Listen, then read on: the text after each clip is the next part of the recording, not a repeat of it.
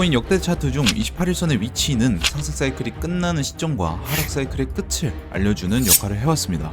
하락이 진행되는 동안 단 한 번도 28일선을 돌파하는 흐름 없이 계속해서 하락을 이어가다가 끝날 때는 다시금 재돌파하게 되면서 새로운 상승 국면을 맞이했었는데요. 이전 영상에서 말씀드렸듯이 10월 10일을 기준으로 약 54% 정도의 하락을 이어갔는데 이건 역대 하락폭 중 가장 적은 하락폭이기 때문에 추가 하락 가능성이 지금은 더 높다고 말씀드렸었지만 지금 상황에서는 28일선을 재돌파하면서 이번 주 주봉 캔들이 28일선 위에 안착해주게 된다면 역대 하락폭 중 가장 적은 폭으로 하락이 마감되고 새로운 상승 국면이 일어날 수도 있는 흐름이 됐습니다.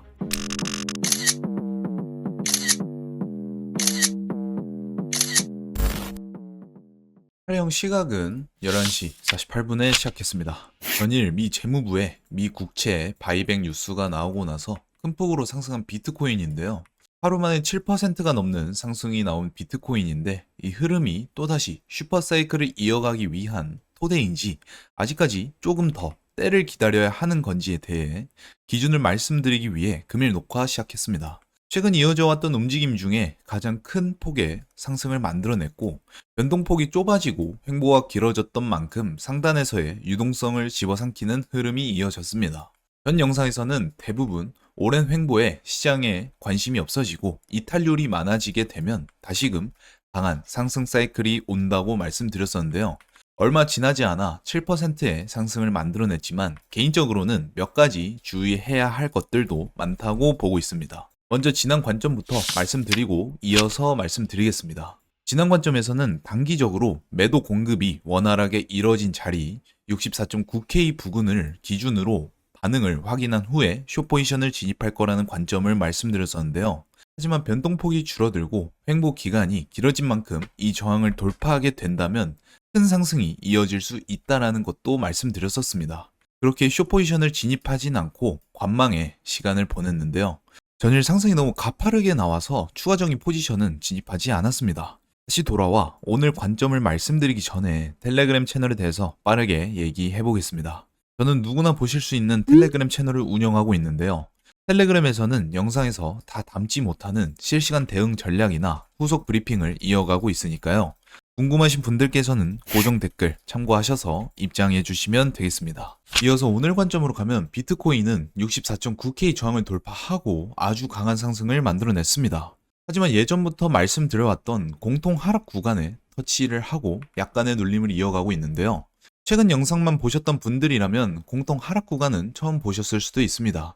하지만 이 라인은 이전 2달 넘게부터 말씀드려왔던 라인이고 라이브에서도 자주 다뤘었는데요. 이전 고점 66.9K를 돌파하고 별도의 조정 없이 약 4.5%를 상승하며 공통 하락 구간까지 도달했기 때문에 단기적인 과열로 주의해야 하는 자리입니다. 하지만 동시에 강한 상승으로 다시 한번 상승으로 추세가 뒤집힐 수 있는 자리이기 때문에 이에 대한 기준을 확실하게 짚어보겠습니다. 주봉을 보시면 추세 전환으로 가장 강력하게 뽑을 수 있는 것이 바로 28일선인데요. 비트코인 역대 차트 중 28일선의 위치는 상승 사이클이 끝나는 시점과 하락 사이클의 끝을 알려주는 역할을 해왔습니다. 하락이 진행되는 동안 단 한 번도 28일선을 돌파하는 흐름 없이 계속해서 하락을 이어가다가 끝날 때는 다시금 재돌파하게 되면서 새로운 상승 국면을 맞이했었는데요. 이전 영상에서 말씀드렸듯이 10월 10일을 기준으로 약 54% 정도의 하락을 이어갔는데 이건 역대 하락폭 중 가장 적은 하락폭이기 때문에 추가 하락 가능성이 지금은 더 높다고 말씀드렸었지만 지금 상황에서는 28일선을 재돌파하면서 이번 주 주봉 캔들이 28일선 위에 안착해주게 된다면 역대 하락폭 중 가장 적은 폭으로 하락이 마감되고 새로운 상승 국면이 일어날 수도 있는 흐름이 됐습니다. 이 주봉 28일선을 돌파하여 안착하는 자리는 69K로 상승으로의 추세 전환을 이어가려면 이 위에서 안착하는 흐름이 이어져야 하는데요. 더 줄여서 일봉으로 보겠습니다. 일봉으로 확대하여 보면 공통 하락 자리와 주봉에서의 28일선이 겹쳐지는 자리가 보이는데요.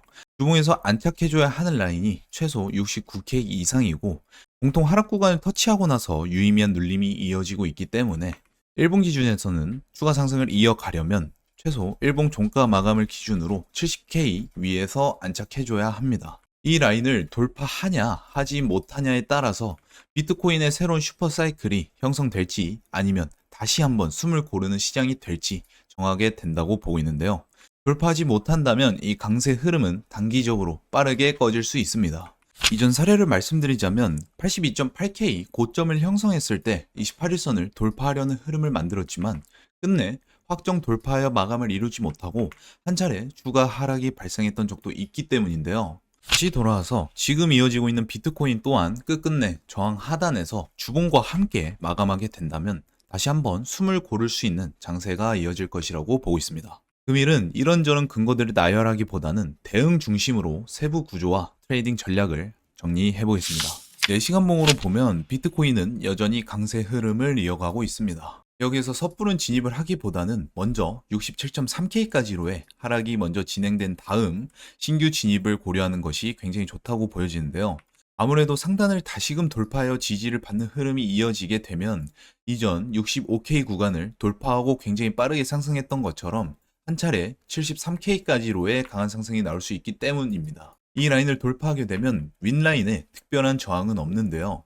그렇기 때문에 확인하고 진입하는 전략이 매우 중요하다고 생각됩니다. 주봉과 일봉가의 변곡 자리까지 모두 겹쳐져 있는 자리이기 때문에 신중한 접근이 필요한데요.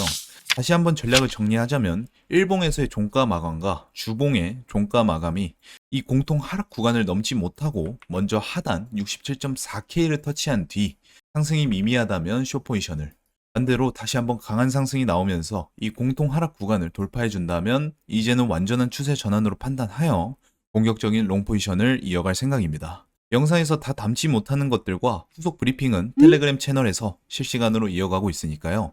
다시 한번 고정 댓글 링크 참고해 주시면 되겠습니다. 금일 영상은 여기까지입니다. 감사합니다.